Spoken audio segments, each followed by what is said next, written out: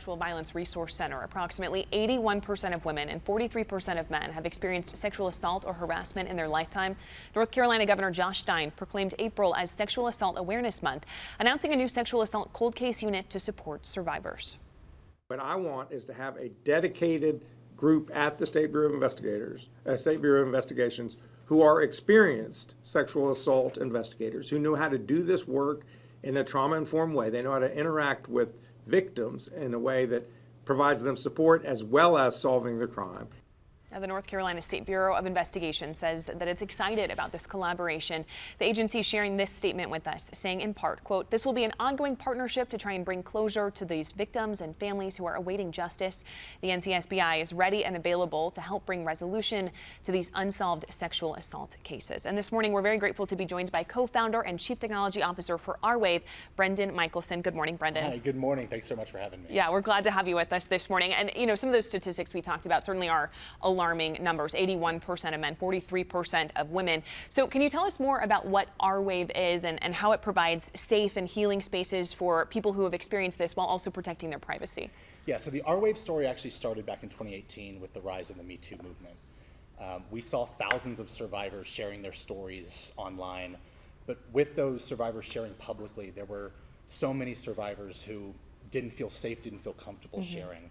And so we set out to put together an online anonymous platform for those survivors to share their stories. For a survivor, sharing your story is one of the most important ways on the journey to healing. And so at this point, we've collected stories from all 50 states, 67 countries. Wow. But really, our mission is to meet survivors where they are, is to find an easy way for them to find resources online. The trauma-informed experts that work on our team are able to answer survivor questions. We're able to find safe ways for survivors to send messages of hope and healing to one another on their journey, and then actually send referrals for in-person resources directly to support survivors. And, you know, as you mentioned, Our Wave serves a worldwide community based here in Raleigh, and Governor Josh Stein really committed to bringing justice and fighting sexual assault by funding and creating programs to support preventative and advocacy services as well. So what are some of the numbers and statistics that you found in our state, and is there a level of collaboration with the state to create kind of safer spaces for survivors? Yeah, that's a great question. Unfortunately, you know, sexual violence is still a hugely prevalent problem in our communities.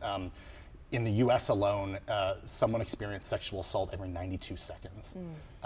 And within, you know, here in North Carolina, really 1 in 5 women at some point in their lives will experience some form of sexual assault.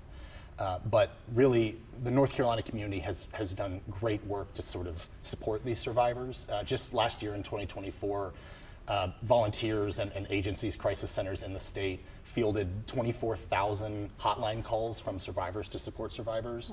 Wow. And at these organizations, volunteers spent over 150,000 volunteer hours to directly help survivors. Wow, so many people here really here to help support survivors in our state. That's incredible.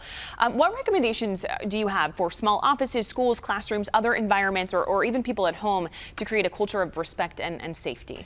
Yeah, one of the biggest things that we tell organizations, both large and small, is to have a confidential, easy-to-use way for your students, your team members, your employees to submit confidentiality, you know, whether questions or concerns, and then as a team address those sort of in an anonymous, honest conversation.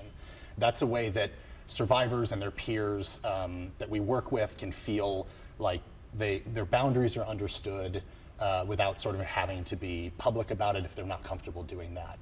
It really takes all of us to stand up to support these survivors and really to make this issue less of an issue than it's been in the past. Yeah. You know, if someone is at home and they're watching this and they're learning about Our Wave for the first time, maybe it's something that they want to support or something that they want to get involved in directly, how can people do that? How can they learn more about Our Wave? Yes, so you can find us online on our website, ourwave.org. That's OURWAVE.org. On the website, you can join our community. We wholeheartedly welcome survivors, but also their allies, their supporters, anyone who wants to help support survivors into that community. You can also find ways to volunteer and help out on our website. We really couldn't do the work that we do without our fantastic group of volunteers from all over the country. So it really, it takes all of us to make a difference. So please come and help support that we do. Thank you. Thank you so much for all of the work that you're doing. This is such an important resource for people all across the country, the world. Thank you for being with us this morning, Brendan. Absolutely. Thanks so much. Yeah.